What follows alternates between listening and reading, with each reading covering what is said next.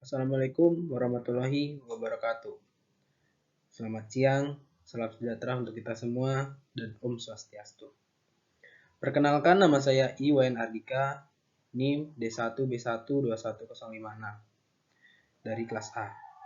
Pada kesempatan kali ini, saya akan memaparkan tugas pertanian berkelanjutan dengan dosen pengampu mata kuliah, Dr. Laode Muhammad Harjoni Kilwasid, SP MSI.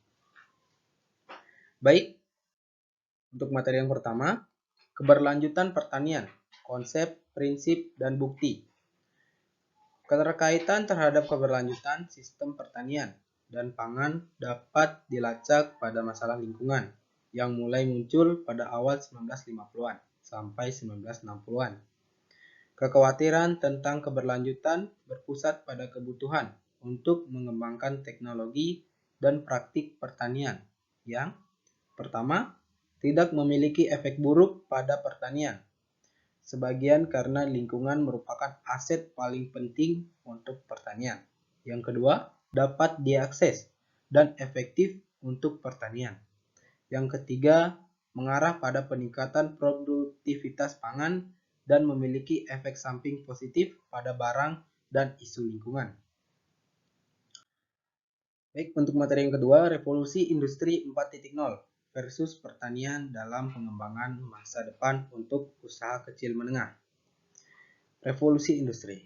Pendekatan industri 4.0 memungkinkan terciptanya lingkungan di mana semua elemen secara terus-menerus dan mudah dihubungkan bersama.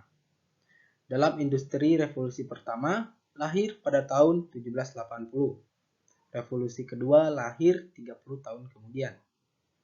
Revolusi industri ketiga dimulai pada tahun 1960-an dan kemudian revolusi industri keempat dimulai pada tahun 2011.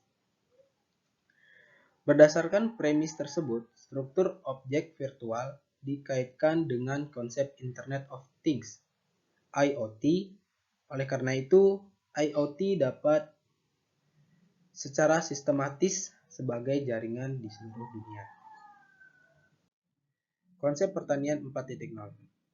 Beberapa revolusi pertanian, yakni pertanian 1.0 dengan tenaga hewan, pertanian 2.0 itu menggunakan konsep dengan mesin pembakaran, pertanian 3.0 dengan sistem panduan, dan pertanian presisi.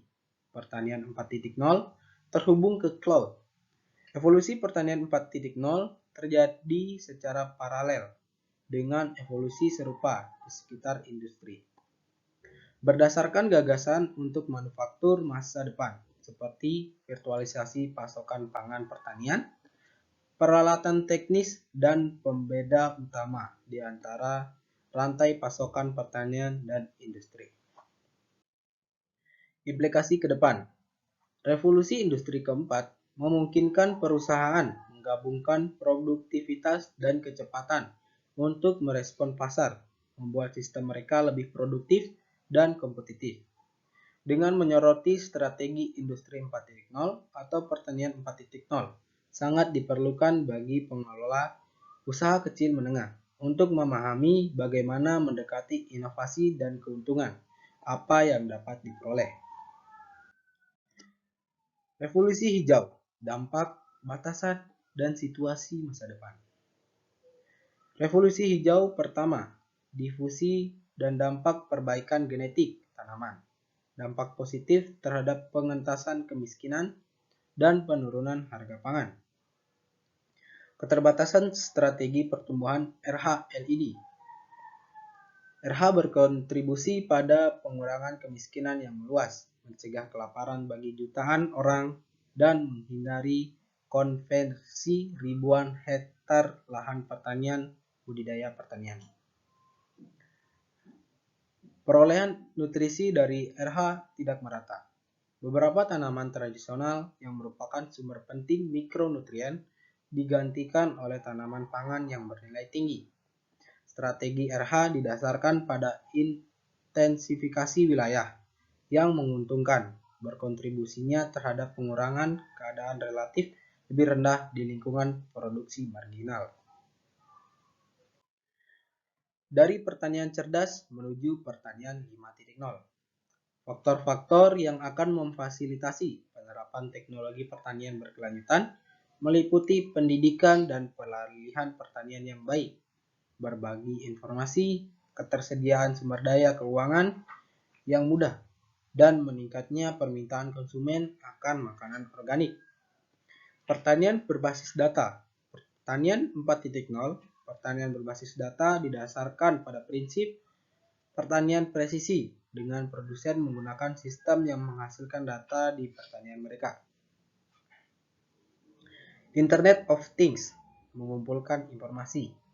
Data besar, analisis data besar-besaran. Pertanian 5.0, robotika dan kecerdasan buatan membantu menutrisi manusia.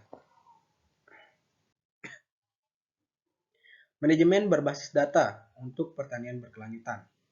Tahap yang pertama, tanaman sebagai awal dan akhir siklus pengelolaan pertanian. Tahap yang kedua, sensor pendukung platform. Sensor adalah perangkat lunak universal untuk memantau tanaman dan untuk mendapatkan informasi objektif tanaman. Seperti platform penginderaan jarak jauh satelit, sistem pesawat, dan penginderaan proksimal. Tahap ketiga, data. Data yang mengandung fitur bidang yang relevan. Tahap yang keempat, pengambilan keputusan.